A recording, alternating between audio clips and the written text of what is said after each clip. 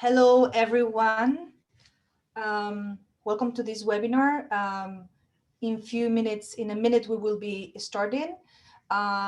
Please be reminded that this webinar has interpretation in 7 languages, in French, Spanish, Portuguese, Arabic, Russian, Chinese, and Bahasa Indonesia. You will find the icon of interpretation at the bottom. So please make sure you select the language you prefer. And for Bahasa Indonesian, please select Korean. For Bahasa Indonesia, please select Korean.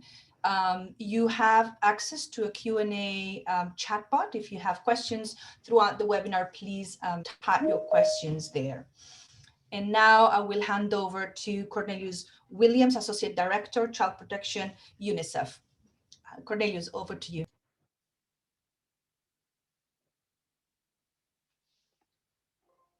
Good morning, everybody, and good afternoon and good evening, as this is from all over the world. Thank you, Rocio. It's an honor to welcome this global event together to end violence, and it's about the evidence and solution to eliminate sexual exploitation and abuse. This is an affiliate event to the End Violence Solution Summit series. This event is co-hosted by UNICEF, the Special Representative to the Secretary General on Violence Against Children, and the End Violence Global Partnership. Brief introduction. The agenda we have for you today is an opening remarks by Dr. Howard Taylor. I'll introduce him soon. He's the Executive Director of the Global Partnership to End Violence Against Children. We'll then move on to the evidence review and research, which will be presented by Professor Radford. I'll introduce her to you as well. We will then move on to the panel, which with representatives from key governments and global experts. We'll spend 40 minutes on that. And the question and answer will be 15 minutes. And then the closing remarks by the Special Representative to the Secretary General on Violence Against Children, Najat Mallah, will be 5 minutes. Let me introduce my co-host to you, which I'm sure if you have been following our work on violence globally, you may know already, right? And there they are on the screen, right? I'll start with Dr. Howard Taylor. He's the Executive Director of the Global Partnership to End Violence Against Children. Previously, Howard worked as Vice President and Managing Director of the Nike Foundation, the driving force behind the Girl Effect. Actually, those of us who have been working in child protection will know how impactful the Girl Effect was and how game-changing it was. Howard also held senior roles across the UK government, including at the Department for International Development, Cabinet Office, and the Foreign Office. Howard serves on the board of the We Protect Global Alliance and is a member of the International Telecommunications Union Broadband Commission Working Group on Child Online Safety. Please join me in welcoming Howard. Actually, if we were live today and in the same room, we would be giving a round of applause, Howard, actually, right? And then let me move on to the Special Representative of the Secretary General on Violence Against Children, Dr. Najat Mallah. Dr. Najat actually holds a doctorate in general medicine from the University of Rabat with a specialization in pediatrics and neonatology. She was the head of the pediatrics department and director of the Hassini Mother and Child's Hospital in Casablanca. Dr. Najat was also a member of the Moroccan National Council on Human Rights and founder of the non-governmental organization BAYET, the first program addressing the situation of children living and working in the streets of Morocco. She served as United Nations Special Rapporteur on the sale of children, child prostitution, and child pornography. She has a master's in human rights from the Human Rights Institute in Geneva. She's the recipient of numerous awards and honors for her strong commitment to protecting the rights of the child. I'll now give the floor to Howard for the opening remarks. Howard, over to you. Cornelius, thank you very much for that very generous introduction. It's truly a privilege to co-host today's event, both with you and UNICEF and with Najat, the Office of the Special Representative of the Secretary General on Violence Against Children, and to gather with so many partners and friends all over the world, some who are meeting, I know, in the evening and night, but we all share the same determination and commitment to end all forms of violence against children. Thank you to everyone who has joined us today. As Cornelius mentioned, this event today is part of the Together to End Violence campaign and Solutions Summit series. And that series is an opportunity for us all to gather like this, to showcase and share affordable evidence-based solutions, and in doing so, to elevate efforts to address violence against children, both during the COVID-19 pandemic, but also in post-pandemic budgeting and planning. And in doing so, making that case, raising awareness to secure new political and funding commitments. And as Cornelius has said, today we're going to hear from leaders and experts on the extent, the nature, the consequences of child sexual exploitation and abuse. But critically, we're also going to hear evidence on effective interventions and strategies to prevent and respond to it. One of those pieces is the UNICEF's evidence review, which we'll hear more about shortly, which confirms, worryingly, that there is an epidemic of sexual abuse against children, and that the epidemic has no boundaries. It occurs in every country and in every community. Approximately 1 in 8 of the world's children are sexually abused before the age of 18. And that's only the tip of the iceberg. Many victims of sexual violence, including millions of boys and girls, often don't tell anyone. This epidemic of abuse, of sexual abuse of children, is of course now being further enabled by digital technologies. We know the internet provides many opportunities for education, innovation, entertainment, business growth, social connectivity, and never more so during the COVID-19 pandemic.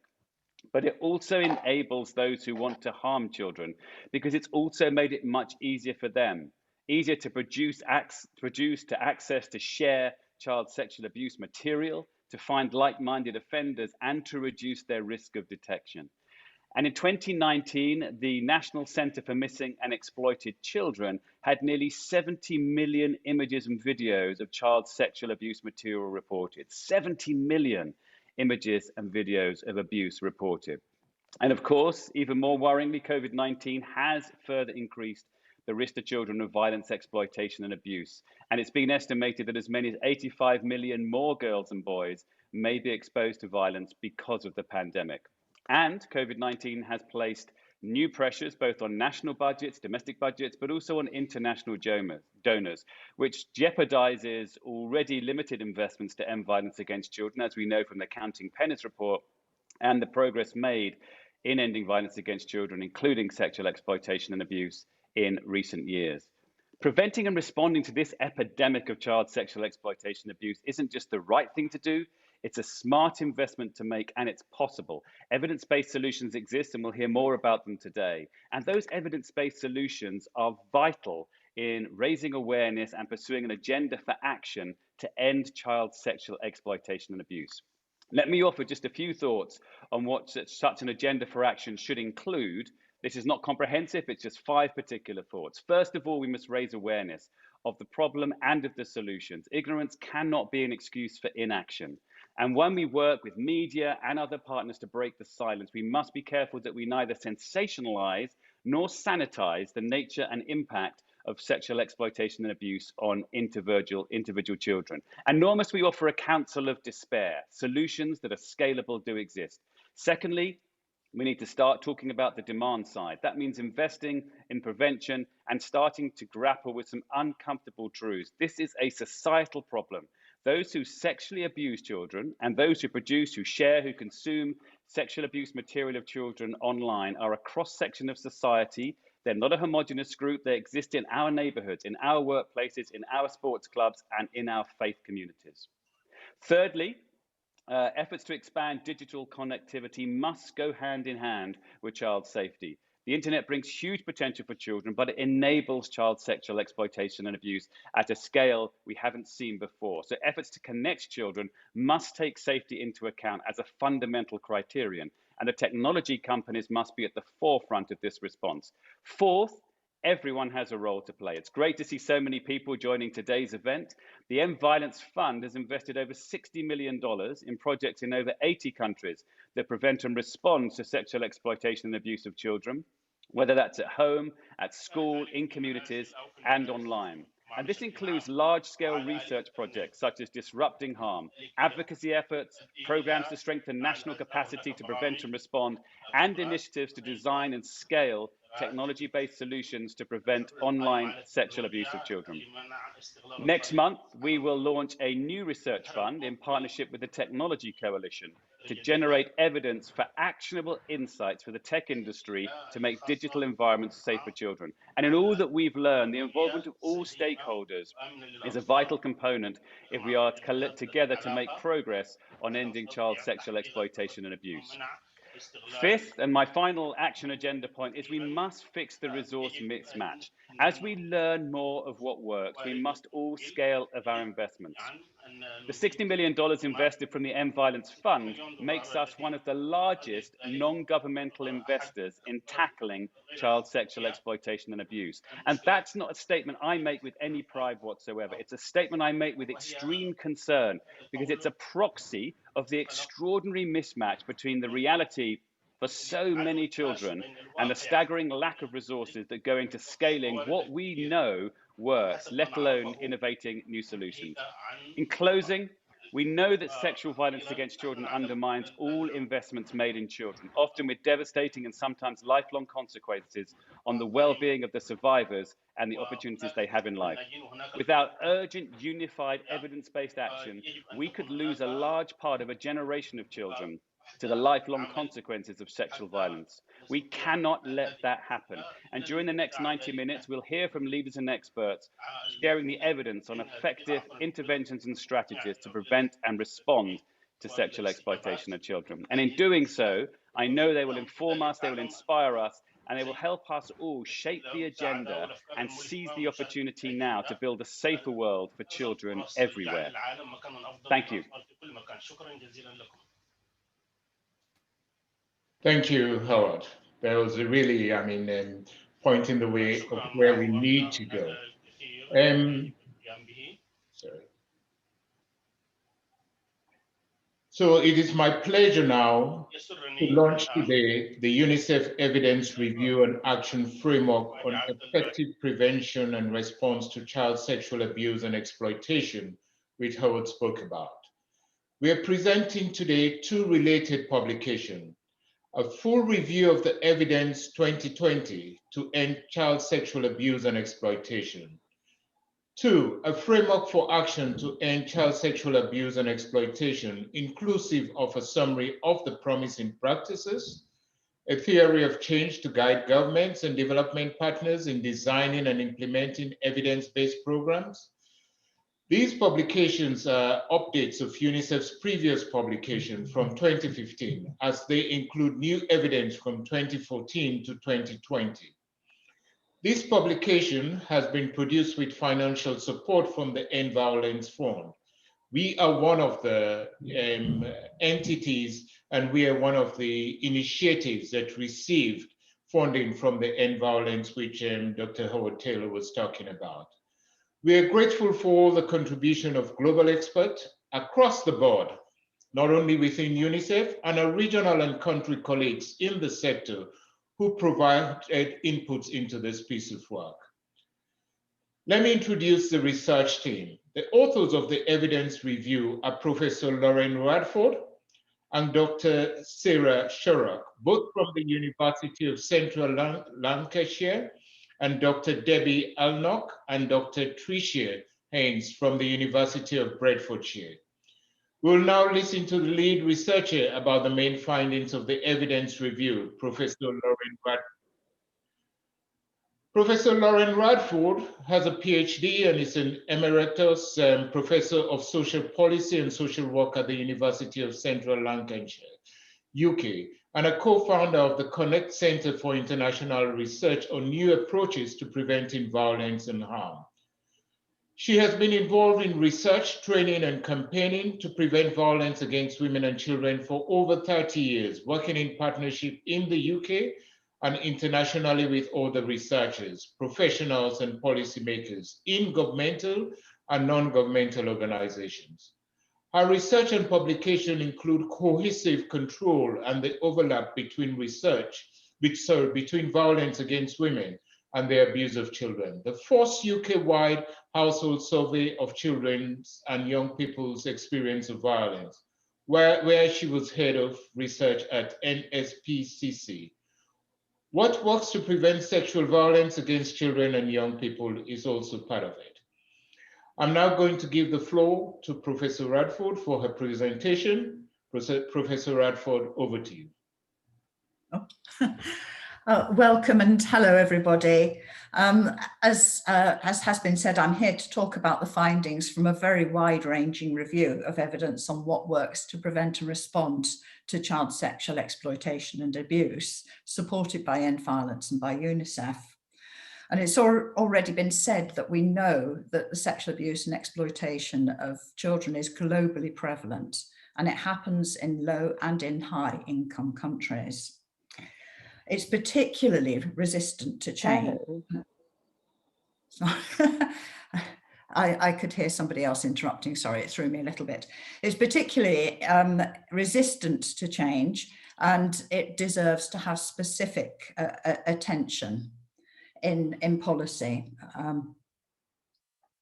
So our study updated two reports that were previously published in 2015, and I'll just tell you a little bit about how we did the work. We took a systematic search approach for publications between 2014 to 2020, and we quality rated the individual studies and then the overall quality of evidence on 5 levels as effective, promising, prudent, needing more research, or ineffective and harmful. And our approach included all forms of sexual exploitation and abuse of children, online and offline, by adult and by peer perpetrators. We had a system focus, which meant that we looked at what works from different levels of government, organisations, communities, relationships, families and children. And we covered primary prevention and responses across the continuum of care. The report discusses 858 publications, and we rated 168 of those as high quality.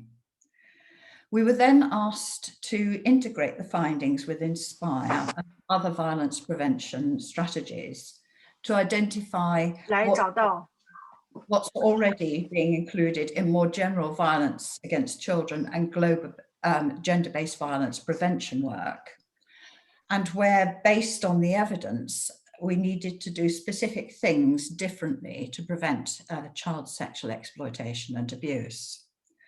So it's an overview of these issues that I'm going to cover in my presentation today under just 3 interrelated headings: creating an enabling environment, improving service delivery, and social and behavioural change.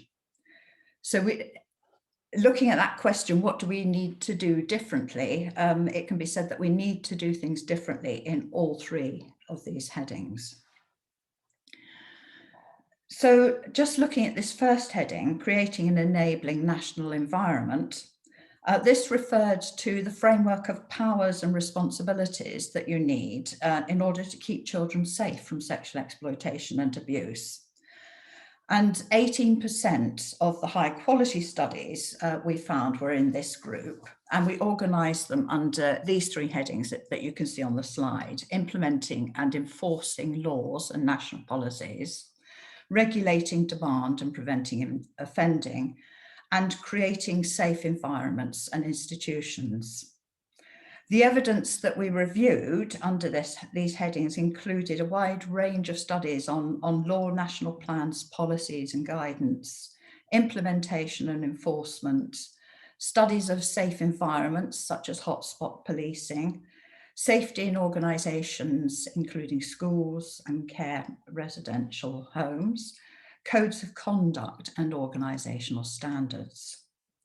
So there's no room to put everything on the slides that I'm going to show you today, and the presentation is going to be a little bit descriptive in terms of the evidence for actions, but you will hear further from our very distinguished panelists about examples of implementing some of this work in action, because they're already doing some of these things that we've reviewed. So looking specifically at what we have to do from the basis of the research knowledge to specifically address sexual abuse and exploitation under this general heading of creating an enabling national environment. From monitoring and mapping studies, we know that there are huge gaps in laws and in powers to act in relation to regulating online abuse, early marriage and the age of consent, and protecting sexually abused boys as well as girls. But the good news is that there's a wealth of guidance on comprehensive laws. 97% of countries have some laws to stop sexual abuse and exploitation. And creating an enabling framework is more than a paper exercise, because the powers and responsibilities need to be implemented and enforced from the national to the local levels to address systemic and environmental barriers, such as inaction, poor recording, reporting, prosecution, okay. Yeah. a lack of resources and trained staff, because were you listening in both? a lack of privacy and child-friendly justice, delays in the system, and also public distrust in the police and welfare services. These are considerable challenges, and of course, more resources are needed to overcome them. But the good news is that we found lots of examples where evidence and coordinated working to grow capacity and specialisms from national to community levels shows potential to improve the delivery of justice for victims, to regulate online offending, and to create safe organisations and spaces. Rocio, could you move to the next slide for me? Thank you. So some general points that I can make under this heading. In the focus of research for action, we can make really 4 key points. And that is that we can see in the literature and in the knowledge and practice a shift from evaluating single interventions to much more theory-driven and combined responses, as in work on safe environments and safe schools. We can also see progress from working together to improve knowledge and practice on what works through global, regional, cross-national and multi-sectoral collaboration, particularly an increase in high-quality studies and systematic reviews from lower resource settings. We can also see an increase in research on primary prevention and stopping sexual violence happening in the first place. And related to this is that there is the growth of some research on preventing offending by using law to regulate the demand for sex with children and the production and distribution of online child sexual abuse materials. Although it has to be said that this is an area where research on offenders and how to stop them needs to be developed, especially in low and middle income country contexts. So Rocio, we'll just move on to the next slide, please. So the second area that we looked at covers adequate sexual violence service responses. And 34% of the high quality studies that we reviewed came under this heading. So these included studies of identifying, recording and reporting sexual abuse and exploitation, capacity building, training and child protection responses across different sectors and organisations, including things like community-based child protection mechanisms, one-stop services in sexual health and child protection. It also included supporting child and adolescent victims through advocacy, outreach, shelters, helpline and online support and recovery, and children's participation, where there has been a lot of activity with children, especially in humanitarian crisis contexts. Friends, family and informal support are often the first port of call for many children who are seeking help. So supporting family and peers is a very important part of keeping children safe. Informal responses, however, can also be the last resort default if there's a lack of trust and frustration with slow and poor responses from inaccessible formal services. So service responses need to be developed in context and to make sense to the communities that use them. So can we move to the next slide? So I can make 4 general points about some of the findings on improving services. We know that services are more likely to be effective where, firstly, they're based on evidence of children's needs and experiences. So ethical, inclusive research and consultation with children and adolescents can improve service delivery. And involving survivors is a very clear priority area for work on child sexual exploitation and abuse. Multi-sectoral mapping of a child's journey through sexual violence services can be a good starting point for change. The second point is that services need to fit the context so that formal services build on the strengths and the gaps in existing approaches to prevent and response in specific communities and specific national contexts. The third point is that delivery is shifting away from a preoccupation just with child disclosure and is guided much more than by what we know about the impact of different forms of sexual abuse and exploitation on child and adolescent victims. And here we can see some progress from a number of studies where they've been joining research and practice from gender-based violence prevention and with work with child and adolescent victims of sexual violence, and particularly looking at trauma-informed care and responses to sexual violence against children. The final point, which is related to this, is that help needs to be accessible and appropriate to the needs of girls and boys of all ages. So we'll just move to the next slide.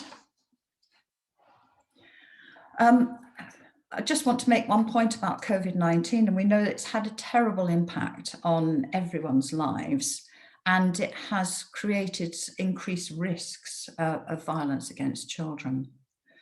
But it's also an opportunity for innovation, and we can see that people have been innovating in relation to COVID-19. And in terms of the delivery of services, that's something on which we can build. We can see examples in relation to the way in which people are doing outreach working, producing online resources, and also developing methods of recording and online record sharing in relation to work with the police, for example, in Tanzania. So our third, and without doubt the biggest area of evidence that we looked at in the review is under this heading of social and behavioural change. And 48% of the high quality studies that we looked at were in this area. And this covered prevention to reduce the risks and address the structural drivers, and also to enhance the protective factors relevant to sexual exploitation and abuse of children, changing social norms and behaviours that contribute to its persistence, particularly norms supporting gender-based sexual violence and the different types of violence against children, and supporting parents and caregivers to keep children safe. So anybody that's looked at this literature will know that there's an awful lot of research on preventing child sexual abuse by teaching younger children body safety and preventing intimate partner victimization by teaching adolescents respectful relationships. And some of these findings are very promising, and people are now in the process of rolling them out and testing them in different parts of the world. Given the overlap of risks and protective factors for violence against children, gender-based violence and child sexual abuse, it makes sense that some of these community and school-based programs are now broadening out so that they're covering more comprehensively all forms of violence against children by peers and by adults, bringing together the work on bullying and peer abuse, maltreatment in the family, intimate partner violence, sexual violence, and also online abuse into more comprehensive approaches. So the general messages that we can take from this area of research is that good quality, interactive, gender and age appropriate programs that give children not only knowledge, but also positive messages and practical skills work best for targeting behaviour and attitudes. Programs in schools work best within whole school approaches, involving all school staff and parents, with good links with services in the community. We need to be able to collect specific data from some of these school-based programs on sexual violence against children, and also be aware that in the short term, self-reporting might increase as social norms begin to change. It's the same in terms of parenting support. There is a massive amount of evidence to show that supporting parents is effective to prevent violence against children in the home. And as some of the risk factors for sexual violence against children are shared, then it's likely that that will reduce the risk of sexual violence. But we need much more data on parenting and preventing different forms of sexual abuse and exploitation, because the evidence that exists on reduction in sexual violence is still a little bit slim. So just move on to my final slide. Social and behavioural change programmes to prevent sexual abuse and exploitation will work best if they have comprehensive approaches that address risks across different levels, looking at levels of children, families, caregivers, and the communities in which they live. Research on social norms supporting child sexual abuse and exploitation in different contexts is slowly growing. And efforts to change social norms, we know, will work better if they involve men and boys. The most promising results that we found on social and behavioural change came from programmes that combined economic and gender empowerment with assets and skills building and norms and behaviour changing education. So there are many challenges that we still have to face in ending sexual abuse and exploitation of children and ensuring the safety of some of the most vulnerable children, including children for whom there are still considerable gaps in our knowledge and our research practice. So protecting young children, children with disabilities, children in persecuted groups, those who are separated from their home and family, and those who are still living in sexually abusive homes. But there should be hope, I think, from having reviewed this literature, that working together we can move things forward and work on these efforts to change, to make use of what we know, listen to children and do more to prevent sexual violence in the future. So I'll stop there. Thank you.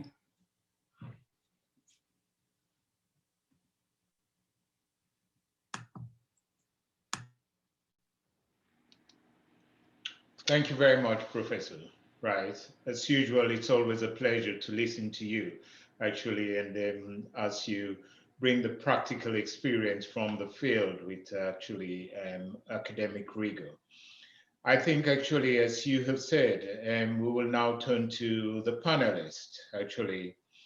And this panel discussion, I have the enormous pleasure of having today 5 excellent panelists, a mixture of global experts on sexual violence against children, global advocates, people who care deeply about this issue, government representatives. With governments, we cannot move forward without the governments and their ownership of the programs, who are leading the implementation of promising programs, as the professor has said. Let me start by introducing our panelists today. Danielle Ligero. Daniela is the executive director Together for Together for Girls. Before that, she joined Together for Girls. She served as a vice president of Girls and Women's Strategy at the UN Foundation. She spent over 5 years at the US Department of State, where she led the integration of gender issues into all foreign policies and investments in global health. Dr. Ligero also served in UNICEF and held positions at the World Bank and the US Senate. She has worked directly with survivors of sexual assault in a variety of settings. She earned her doctoral degree in counseling psychology from the University of Maryland. Let me turn on next to Bernadette Madrid. Bernadette is the head of the Child Protection Unit of the Philippine General Hospital and a clinical associate professor of pediatrics of the University of Philippines, Manila. She is also the executive director of the Child Protection Network Foundation, an NGO that supports the training of child protection professionals and the development of women and child protection units in Philippines. Her research interest includes prevention of child sexual abuse, child maltreatment, child protection systems, and parenting.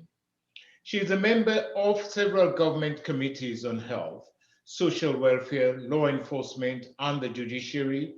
As well, she is constantly invited to be a resource person for congressional hearing, Senate hearing affecting women and children in the Philippines. She is the recipient of several national awards, including the Outstanding Woman in the Nation Service Award for Child Protection. I'll turn to Catherine Stewart. Catherine Stewart is a consultant in the Economist Intelligence Unit's consulting team, where she is responsible for executing research and designing and managing projects that include macroeconomic analysis, index building, quantifying qualitative variables, policy analysis, strategies for investment and growth. Notable projects include the Nuclear Threat Initiative, Nuclear Materials Security Index, the Global Food Security Index, and the No Ceiling Initiative. You're going to hear from her today how she has used those skills actually in sexual violence. Ian Drennan. Ian is the executive director of We Protect Global Alliance. Previously, he led the UK Home Office International Response to Child Sexual Abuse. We Protect Global Alliance launched its first global threat assessment and delivered and secured through Commonwealth funding to deepening collaboration on online child sexual abuse across Africa in partnership with the African Union.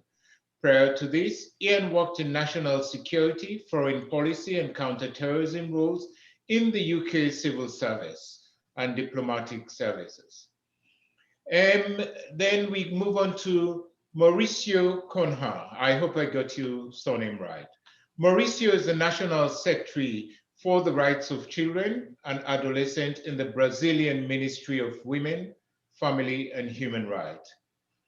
Colleagues, join me in welcoming the panelists. You can see their picture on the slide, their photos on the slide. And so I'm going to move to the first panelist, Danielle Ligero, the CEO for Together for Girls. Danielle Ligero, CEO de Together for Girls. Sorry, actually, I mean, it's one of the interpreters. Okay, Danielle, How are we using data to assess the magnitude of the ¿Cómo problem estamos and usando datos identify para solutions? evaluar la magnitud del problema de identificar Apologies, soluciones? for the interpreter of Spanish, can you please mute yourself in the general webinar? Thank you. Okay. All right. Thanks so much, Cornelius. It's such a pleasure to be with all of you here today. And I want to start by, first of all, acknowledging all the amazing partners that are on this call. This work is not possible unless we work together. There is no way a single sector actor can actually help solve a problem of this magnitude. And so it's really exciting to see so many of you here and so many of you in the audience. And I want to say congratulations to UNICEF and to the partners. Sorry, Adriana, the Spanish interpreter, we can also hear you. It's a little bit hard to speak. So I think. Can you mute yourself, please, Adriana?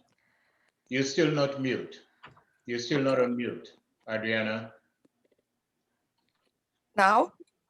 You're still not on mute. I'm not on mute? No, you're not on mute.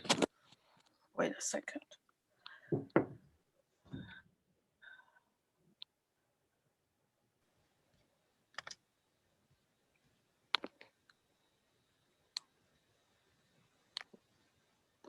I think she is now. Okay. You know what? The joys of Zoom in the online world, this is what it is. And it's important that everyone have access to the Importante que todos languages. tengamos.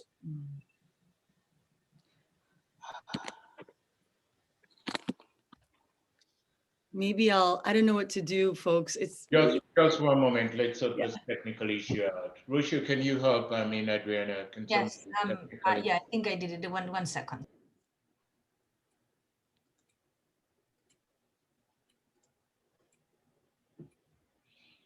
Yes, the joy of the Zoom world. I think Daniela, I've muted all I could see. Please go ahead. Let's do this again. All right. Bueno. You know what I'm going to do? If you guys can do it, I'm just going to lower my volume so I don't have to hear it, and that'll help me and hopefully. Anyway, so Cornelius, I was just saying congratulations to you, to UNICEF, to all the partners for this evidence review and for prioritizing the issue of child sexual abuse and exploitation. It is an issue that we care deeply about at Together for Girls, also a partnership.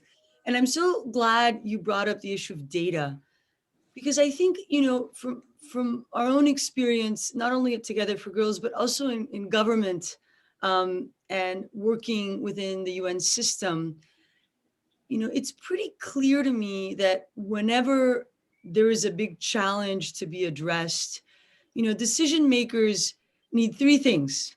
A, they need to understand that there's a problem and they need to understand how big the problem is. You know, B, they have to understand how to solve that problem once you've convinced them that there is a problem.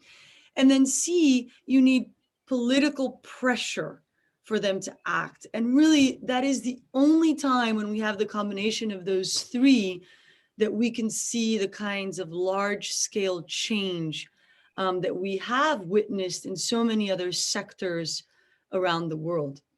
And so using data is critical, A, to showing the magnitude of the problem, and B, to showing the solution. So at Together for Girls, we've worked for over a decade now with many of you as partners on violence against children surveys, together with CDC and national governments, to really showcase at a national level, at a population-based representative level, the magnitude of sexual violence, exploitation, abuse against children, adolescents, and youth.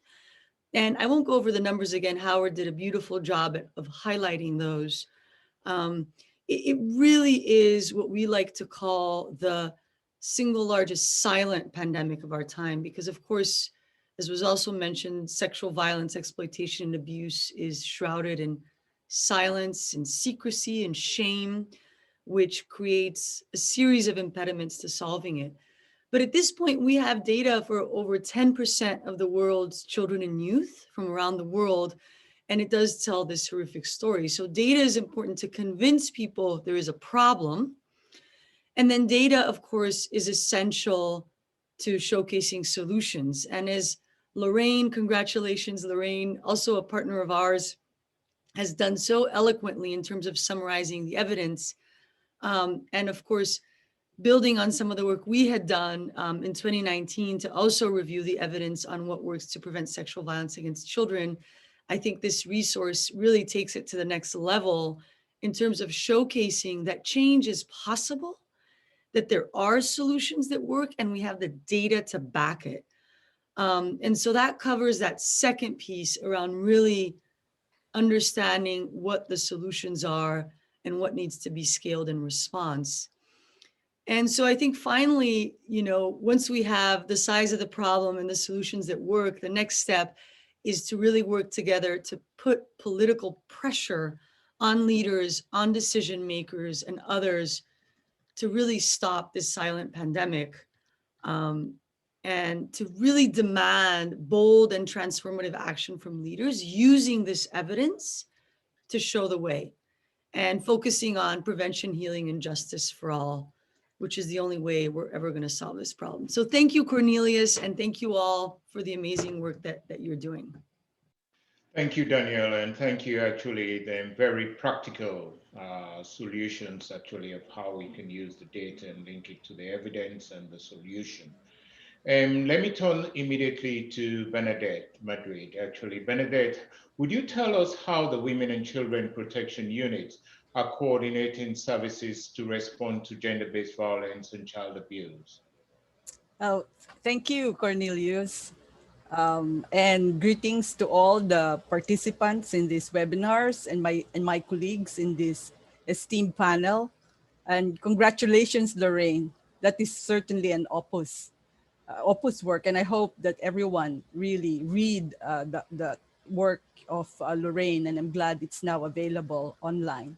So the Women and Child Protection Unit in the Philippines is a hospital-based, gender-friendly, multidisciplinary unit where we have physicians, social workers, police, mental health professionals, and nurses working together under one roof to provide comprehensive care to abused women and children. The goal is for us to have at least one Women and Children Protection Unit, or a WCPU, in every province. And there are 81 provinces in the Philippines right now. But we are present in 57. And we hope that in the next 2 years, we will complete this 81. But the ultimate goal in terms of reach is that we would like any abused woman or child to have access to these specialized services within 2 hours. And I think that because of the pandemic, we might reach that goal even faster than before the pandemic. As they say, there's always a silver lining to every problem. Because with telemedicine, we feel that we will be able to reach even areas that are quite far, the GIDA areas. That's in the future, near future. But right now we're seeing 15,000 new cases every year, individual cases, majority of which are sexually abused girls, teenagers. And during the pandemic, this decreased to 10% of the usual number of patients that we see in these units. And we feel it's not because that there was a decreased incidence. In fact, we feel that there is even an increased incidence, but that these victims cannot seek care because of the lockdown and all of the circumstances that was present, that is still present, because children right now in the Philippines are still in lockdown. So they could very well be in lockdown together with their perpetrators. So the challenge is how we can reach them. And we have to be the ones to go out there. And so we're now using the barangays which is the smallest political unit that's present in the community, equip and train the barangay in partnership with us, the Women and Child Protection Unit, so that our services through telemedicine could be delivered in these barangays right where the patients are, where the children are. And we're just beginning, but we are seeing some progress. This pandemic, has really increased also, as because on top of the abuse with the stresses brought about by the lockdowns, every day we're seeing suicidal patients, more than we have seen before, and they need care. And with this telemedicine, we feel that the follow-ups have been better. So we really have high hopes that the reach of our program, with what we have right now, could be fully expanded during this time, both physically and also through telemedicine. So I will stop here so that later on we'll have time for questions. So thank you, Cornelius. Thank you, actually, Bernadette. Actually, again, you could see that actually what I love about the discussion is that we're talking about the evidence, we're talking about research, but we're also talking practically how this can apply to a country in Philippines. And we have a practitioner who's talking about coverage and practical implementation. I'm going to turn to Catherine at this point of the intelligence unit, the economist intelligence unit. Based on the economist intelligence unit out of the shadow report, actually, if you don't have the report, we could paste the link actually in the chat box. What is your assessment of how governments are addressing, addressing child sexual abuse? Over to you, Catherine. Thank you so much, Cornelius. And it's a pleasure to be here today. And thank you to all of the partners for this review and for hosting this event. Just to start off, for those of you who are unfamiliar with the Economist Intelligence Unit, we are the Economist Group's research and analysis arm. So many of you are probably familiar with the Economist magazine. And my team designs and executes public policy-based research programs to move the needle on the issues facing our world today. And as Cornelius noted, I'm going to be speaking about our Out of the Shadows Index, which has been supported by many of you and many in your community, which focuses on benchmarking country-level responses to child sexual exploitation and abuse, both in person and online. And although the index looks across governments and civil society and the private sector, today I'm going to focus in on government responses. And specifically, I'm going to highlight some areas of strengths for governments globally and where more emphasis should be placed. And I think you'll have heard many of these recommendations and insights from Lorraine earlier in the session and from my colleagues who have been speaking right now. So the index looks at both the laws that countries have in place and the capacity the government has to enforce these laws. And in every region and across all income groups, we find that countries have much stronger legislative frameworks in place than they have capacity to enforce.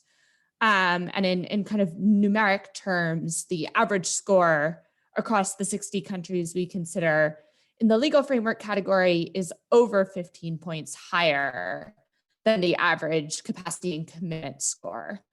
So what that really means is that in many cases, incidents of child sexual exploitation and abuse, although they're illegal, they go unnoticed and unaddressed. So we found that laws to protect children against child sexual exploitation are quite well developed globally. So across the 60 countries, almost all prohibit the procuring of minors and the production of or reproduction of visual depictions of sexual activities involving minors. But we did find that there are some notable gaps in legislation around child sexual abuse and preventing that issue. These include things like inappropriate touching, consistency in subnational legislation, where issues around child sexual abuse are legislated at the state or the provincial level as opposed to the national level, child marriage laws, and the protection of boys against sexual abuse. But across the board, much effort has been placed on ensuring that there are robust legal frameworks in place. But even with the most comprehensive legal frameworks, tackling sexual violence against children is only possible if there's sufficient resources. And thus, the index examines government commitment to international standards and their domestic policies, and the existence of institutional capacity for specialized agencies and programs. And we find a few really big critical gaps in systems. As Daniela noted, the collection of data around this issue is critical to informing strategic decision-making. And in almost every country, the comprehensive collection of data is a major gap, although the VAX surveys are doing so much to close that. Secondly, along with something that Bernadette mentioned, the availability of prevention and treatment services for children who are at risk or have experienced child sexual exploitation and abuse, including medical support, treatment, emergency accommodation, legal aid, et cetera, and the availability of materials to support frontline workers in healthcare, teachers, social workers, et cetera, is a big gap in a lot of systems.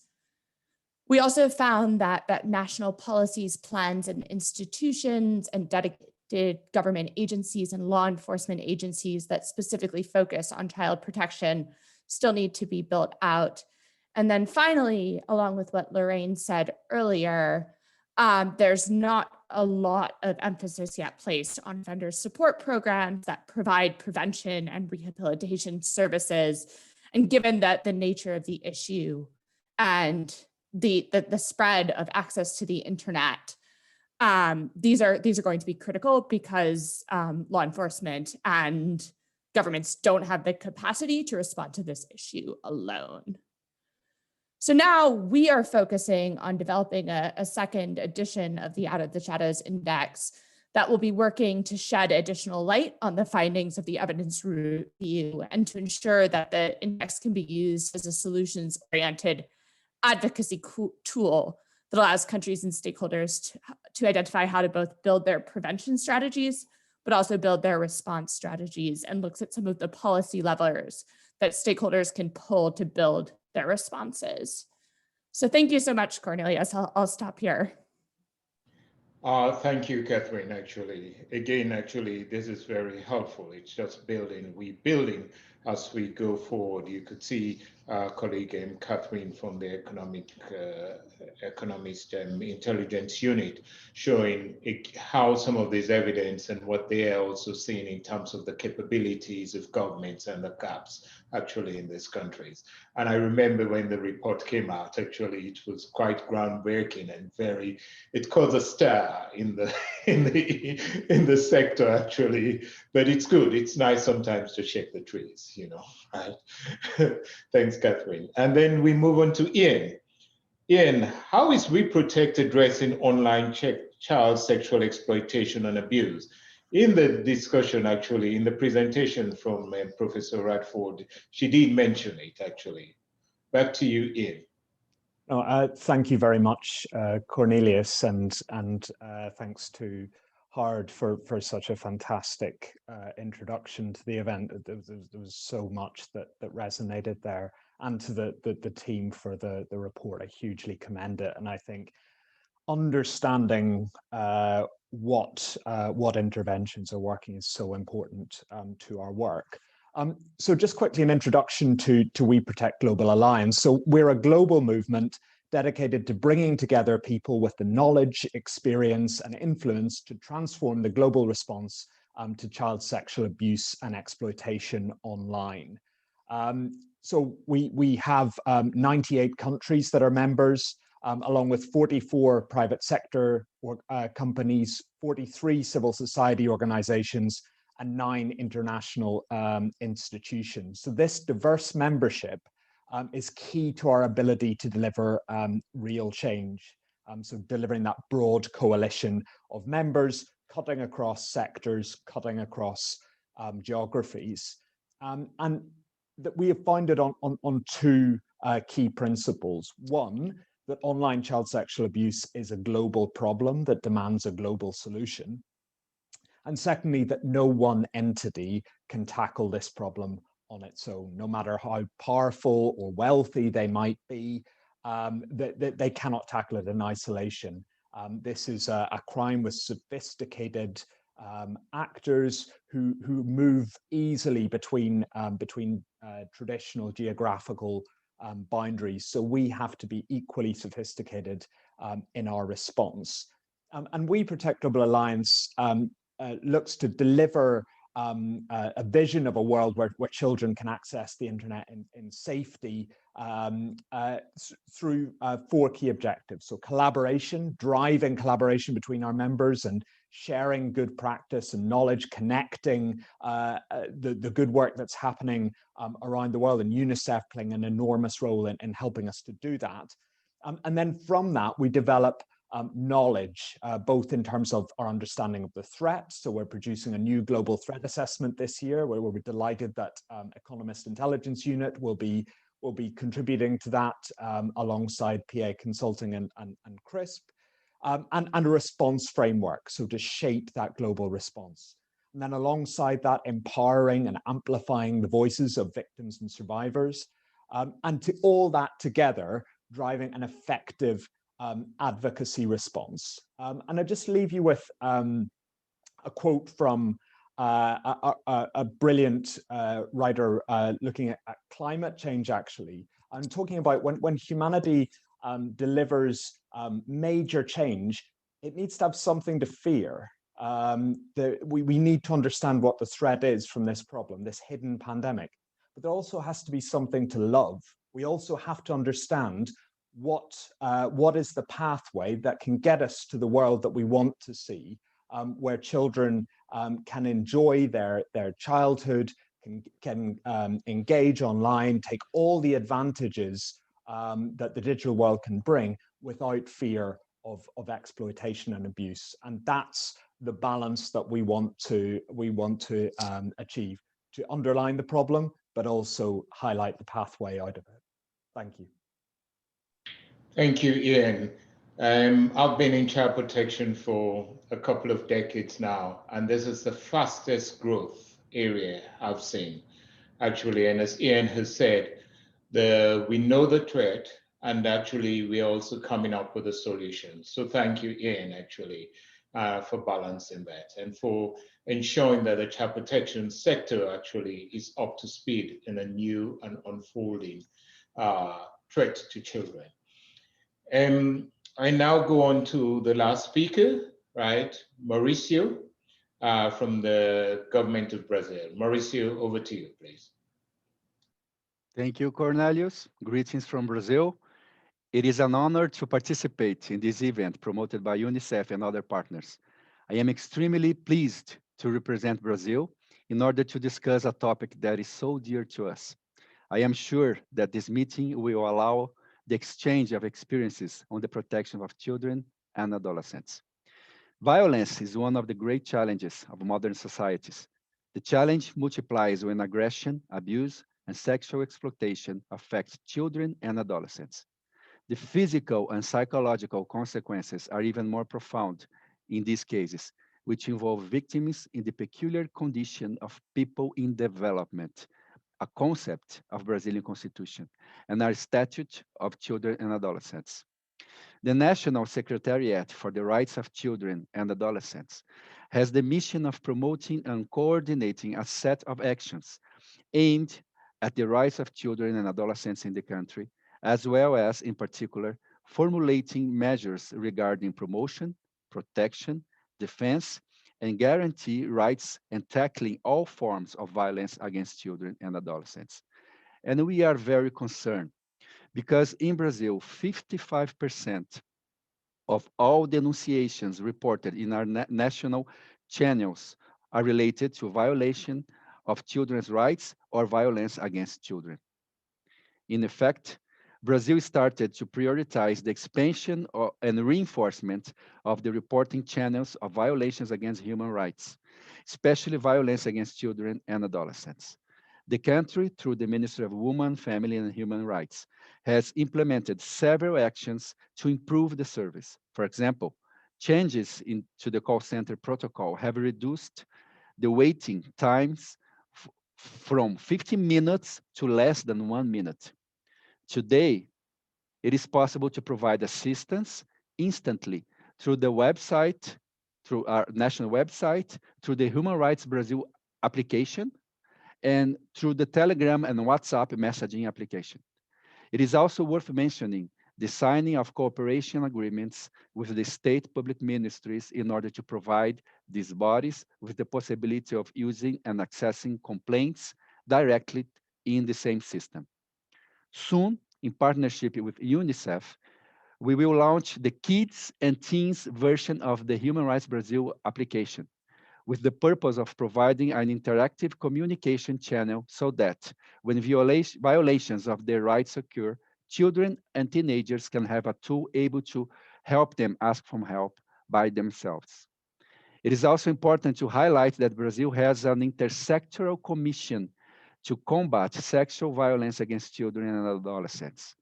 The commission is composed of members from several ministries and has the objective of formulating proposals for actions, policies, programs, and projects related to confronting sexual violence against children and adolescents. We are also creating the Observatory for the Prevention and Protection of Children and Adolescents Against Cyber Crimes, a platform that will integrate knowledge and information from different national and international institutions, with the objective of developing collaborative strategies for policies for the protection and prevention of children and adolescents against abuse and sexual exploitation online.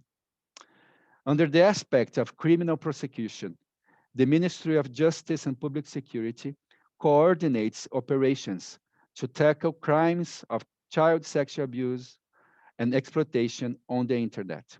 To date, 7 operations called Luz na Infância or Light for Children have been carried out in the country and count on the participation of the civil police of different states, as well technical collaboration of other countries.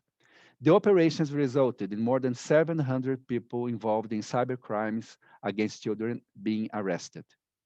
Finally, Brazil, represented by the National Secretariat for the Rights of Children and Adolescents, joined recently the We Protect Global Alliance. In fact, Brazil will host the next Global Summit that will take place in 2022. So we are glad to have all you here as our guests next year. This brief highlight that I have just made with some of our main advances in this important matter demonstrates the unwavering commitment of our country and this government to the promotion and protection of the rights of children and adolescents. Caring for children is human rights in practice. With the help of our partners, we keep the commitment to leave no one behind. Thank you very much. Thank you, Mauricio. Thank you very much, actually. Again, another practical experience of how a government is responding to this issue. Because of timing, let me just turn quickly now to Rocio, okay, so that we start the questioning. And the first round of questioning would go to Daniela and Catherine. Rocio? Great. We do have some questions. So I will start reading a question for Daniela and another one for Catherine, so you can take. Daniela, how can civil society, international organizations, and governments cooperate to achieve results? And are there any good example you can share? So this is one of the questions for Daniela. And for Catherine, so what are the advantages of having such an index? And do we have any good example you can share on how the index have been used for advocacy? Absolutely. Thanks, Rocio. And thanks for that question. As I think many have already stated from the beginning, to tackle a problem of this magnitude, you really have to take advantage of collective action and partnership. And we've heard, from the Global Partnership to End Violence Against Children, Together for Girls is also a partnership. We protect as a partnership. So even just here, you're hearing from a lot of folks who understand this and work in partnership. And I think the reality is that we have to find new and better mechanisms for civil society, government, the private sector to collaborate and coordinate, but also understanding that different actors have different roles. And I think on the civil society part of the question, we've been talking a lot, and I'm glad Lorraine mentioned this, so did Ian, about the importance of this political pressure, breaking the silence, the voices of survivors. As a survivor myself of child sexual abuse, who's been telling her story for a long time, I know that there's great power when people come forward and really tell their stories and push for political action in partnership with others. And so I think there's a really important role for civil society to maintain that political pressure. Governments come and go, but civil society is always there to demand transformative, bold action. And I think it's time that we create more mechanisms for that to happen and to support the emerging movements who care about this issue to really help us get to that next level. And I just want to give a shout out to Howard around the funding piece and what he said. 60 million is fantastic in terms of what the fund has been able to do, but it is so inadequate in terms of what this field needs. And the way to get more resources dedicated to these solutions that you've highlighted is by working together to apply that political pressure. Thanks. Catherine, over to you. Well, I first of all want to thank Daniela, because you've actually set this stage so well for what I was going to say, which is there's so much work that's done globally around this issue, but a lot of it is done in silos, and the index brings some of those silos together to collate all of the information, all of the evidence into one place, and hopefully start to lay out a path for everyone to come together to identify where their roles are and how we can collectively push forward and advocate for the change that we need. And I'll give you an example of where we've seen some progress and change based on some of the work that we've pulled together. So to help implement the index findings, the Oak Foundation and Ignite Philanthropy have formed an advocacy fund. And what we've seen is that many of the organizations who have been part of that advocacy fund have worked to address child sexual exploitation and abuse in religious organizations, especially around seeking justice for victims of child sexual abuse and exploitation. And we've seen this happen across both the developed and developing worlds in countries in almost every region. And across religions. And to us, that's a real show of success, because we don't have an indicator or a metric specific to child sexual abuse and exploitation in a religious organization within our index, but they've been able to use our findings to push that issue forward. And that makes me hopeful that there's a lot of scope for us to move forward collectively as we focus in on this issue. Thank you. Thank you, Daniela and Catherine. I think we're now going to the second round of questions, and I think this would go to Lorraine and Benny. Rocio. Yes, we also have some questions for them. So for Lorraine, working with perpetrators is an area identifying the review as under-resourced. What more can governments, especially in low-resource settings, do to stop perpetrators? Should we have tougher laws? And the question for Bernie, are specialized multidisciplinary teams or one-stop shops affordable for developing countries, in your experience? Okay, thank you for your question, and I've really enjoyed the discussion so far from all the wonderful contributions. But in response to this question about enforcing the law and working with perpetrators, there's a long debate about whether or not the law deters in criminology.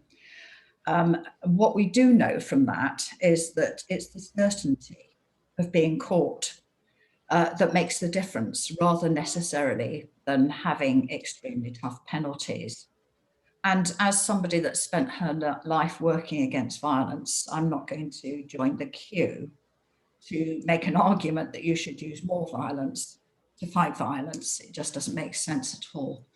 So what we need to do is to be able to increase that certainty that people will be caught. And also to be able to use the law preventively to cut off the oxygen that fuels demand. And there are examples of in the evidence review of areas where some of this work is being done. We need to really build on it, and I think we need to step it up a peg or two. So let me just give you one or two examples of how this is being done. It was mentioned that there are organisations like the We Protect Global Alliance, who've been working really hard with our other partners on regulating the online environment for child sexual abuse and exploitation. There are initiatives like using technology to identify and take down abusive materials. And I know it's a cat and mouse game, but it's being done. And there are also, things like developing police specialisms so that policing can move on in relation to tackling that area. There's comprehensive work that's being done at the moment, again, funded by End Violence, on the Disrupting Harm project, which looks at what can be done about online abuse, looking at law enforcement, professionals and children's experiences across 14 countries. And those findings will be available soon, and we can make use of those. We can also make use of a lot of research on things like situational prevention, environmental and organisational safety. So things that make it harder for potential perpetrators to have unsupervised access to children, particularly in organisations. And there are lots of messages from some of the national reviews that there have been on institutional and organisational abuse that we can make use of. The other area where I think that we could start to make to use some learning is the growing body of literature that's developing on what are the motivations and norms that support sexual abuse and exploitation in different country contexts. So everything from what are the things that drive it from financial gains through to gendered attitudes about sexuality, masculinity and childhood. And we can make use of some of those messages to think about, well, if these are the norms in this particular area, what do we working together need to be doing to stop fueling this problem? And inevitably, that involves working with the community, with parents, and with the private sector as well. So it's not just the law's responsibility. It is, as it has been said already, it's all of our responsibility. Thank you. Thank you, Lauren, actually. Yes, Bunny, go ahead. Yeah, I just an aside, I completely agree with what Lorraine has said, because previously, a couple of years ago, the Philippines had the death penalty for incest. And we did research on that when we were supporting the move to have a moratorium on this death penalty and the effects on the children, victims of incest. Anyway, so back to the question of Rocio. Thank you for that question, Rocio. Whether women and child protection units or one-stop shops, are they affordable for developing countries? And the short answer to that is yes. And actually, we have different levels of women and child protection units. We have, depending on resource and context of the area. So, and depending on resource, you could be level 1, level 2, or level 3. Right now, we are finalizing the costed implementation plan for the Women and Children Protection Program of the Department of Health. So with the Department of Health and UNICEF is actually part of our core group. This is now near finalization, and we are proposing a budget of $2 million per year for the next 5 years in the achievement of our goals of having this. And one of that is having a women and child protection unit in on all the provinces now in the Philippines. And I think, and the Department of Health thinks that this is achievable.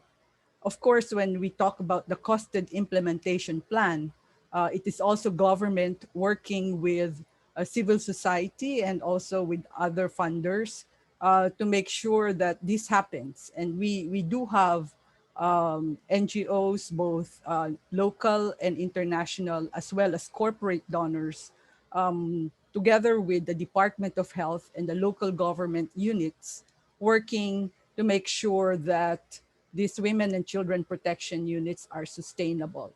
But just to say that, yes, this is certainly very much doable and the plan is there. So thank you. Thank you, Benny. Actually, Rocio, for the last two questions, we'll have to ask Ian and then Mauricio to be quite concise. Actually, we have a few more minutes, actually. Thank you. So we have an important question for Ian. We would like for you to say a bit more about the private sector and 10 companies' role in the prevention and response.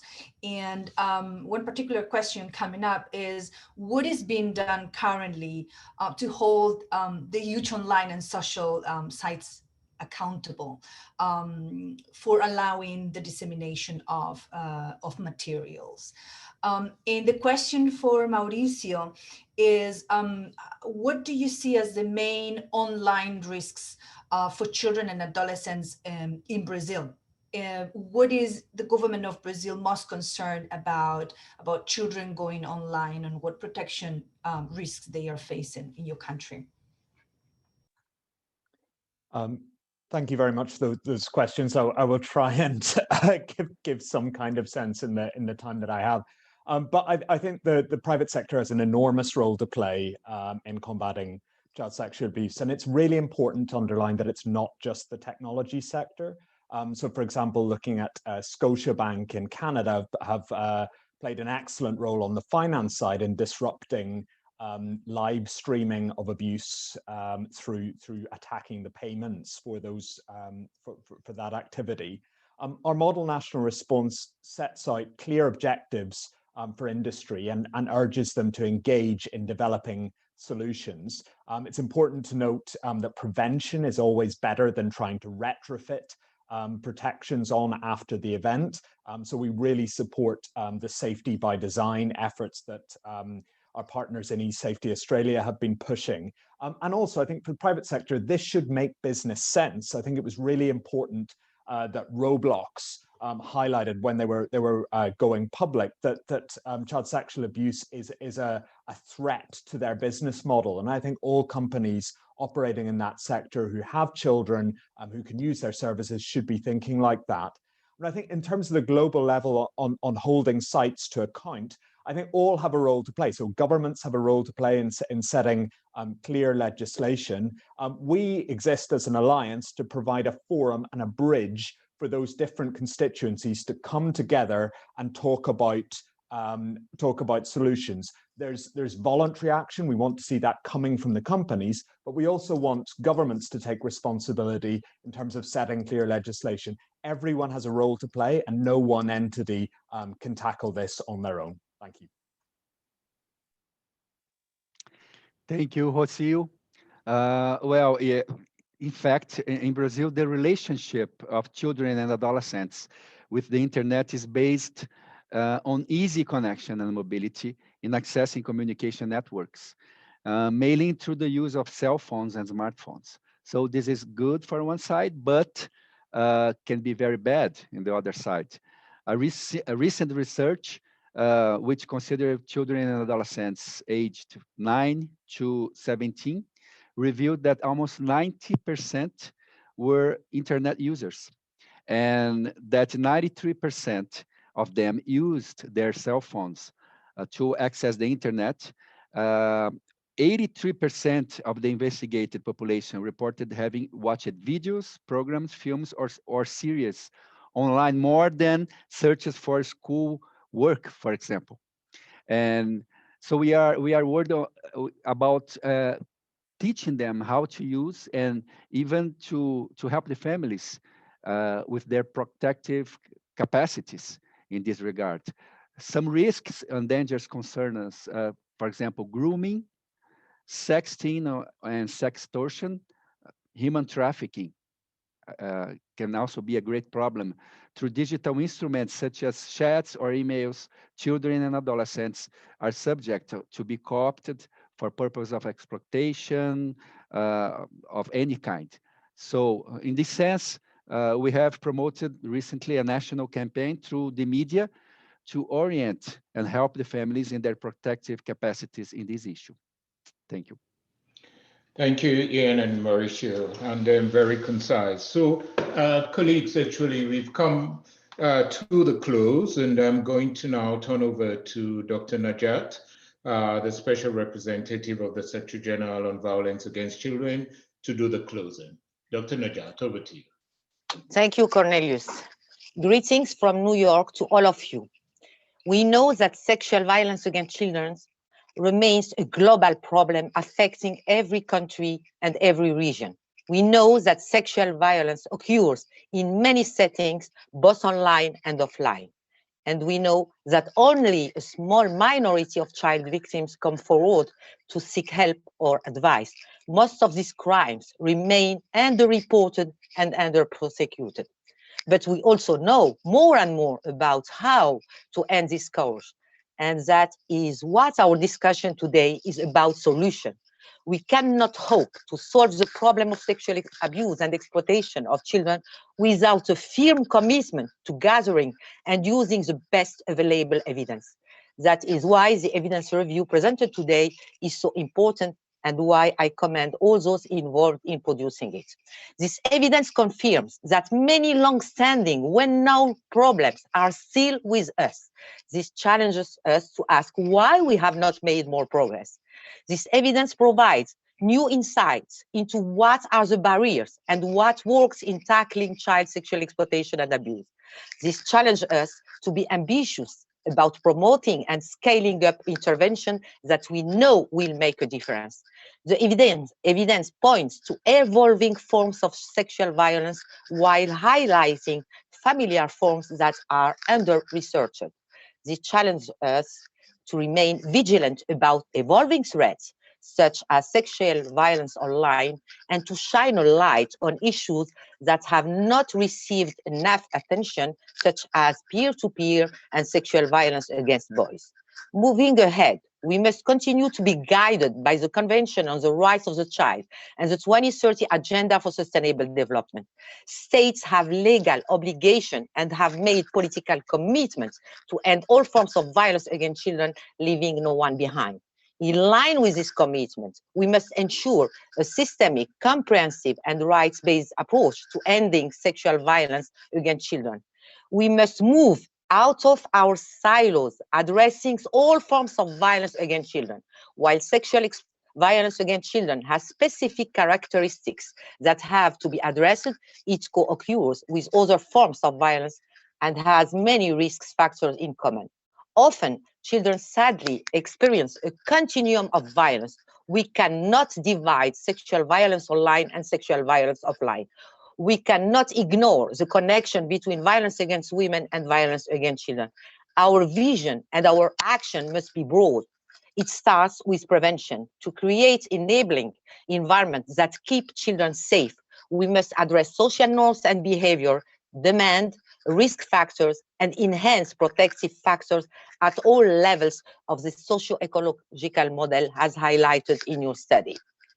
The legal policy and institutional framework must be robust and properly resourced with proper accountability for the authorities responsible for keeping children safe.